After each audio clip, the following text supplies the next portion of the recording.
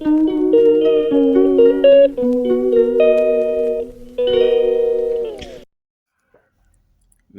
दोस्तों।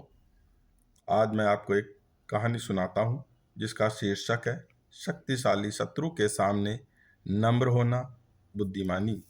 एक बार महाराजा युधिष्ठिर ने भीष्म पितामह से पूछा, भरत श्रेष्ठ, राजा एक दुर्लभ राज्य को पाकर भी यदि सेना खजाना आदि साधनों से रहित हो तो वह अपने से बल में सर्वथा बड़े चढ़े हुए शत्रु के सामने कैसे टिक सकता है। इस पर भीष्म जी ने कहा, युधिष्ठिर, इस विषय में समुद्र और नदियों के संवाद रूप प्राचीन इतिहास का उदाहरण दिया जाता है।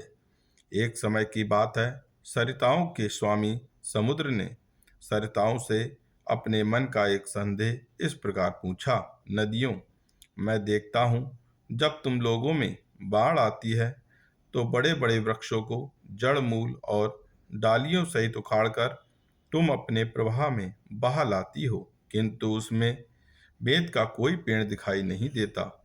बेत का शरीर तो नहीं के बराबर बहुत ही पतला होता है, उसमें कुछ दम भी नहीं होता और वह तुम्हारी खास किनारे पर जमता है, फिर भी तुम उसे न ला सकी, क्या कारण है? उसे कमजोर समझकर उपेक्षा तो नहीं कर देती?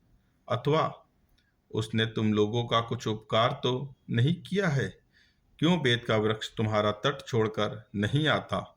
इस विषय में मैं तुम सब लोगों का विचार जानना चाहता हूँ।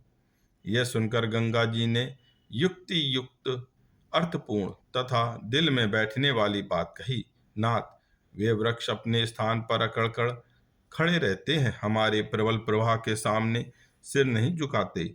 इस प्रतिकूल बर्ताव के कारण ही उन्हें अपना स्थान छोड़कर हमारे साथ आना पड़ता है, किंतु बेत ऐसा नहीं है। वह नदी के वेग को आते देखकर सिर झुकाता है और झुक जाता है। वह समय के अनुसार बर्ताव करना जानता है, सदा हमारे अधीन रहता है, अकड़ कर खड़ा नहीं होता।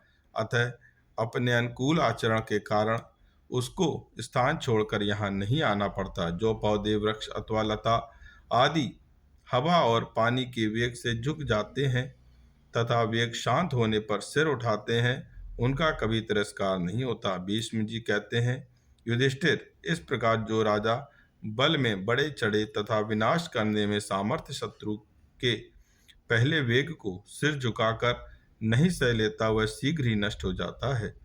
जो बुद्धिमान अपने तथा शत्रु के सार असार बल और पराक्रम को जानकर उसके अनुसार बर्ताव करता है, उसकी कभी पराजय नहीं होती।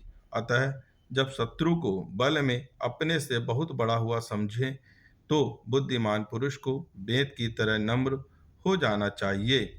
यही बुद्धिमानी का लक्षण है। नीति की यह बात मात्र राजाओं के लिए ही नहीं, सामान्य मनुष्यों के लिए भी उतनी ही सत्य है। धन्यवाद। गाइस, हमारे चैनल को लाइक शेयर सब्सक्राइब जरूर कीजिएगा, सबको भेजिएगा। धन्यवाद।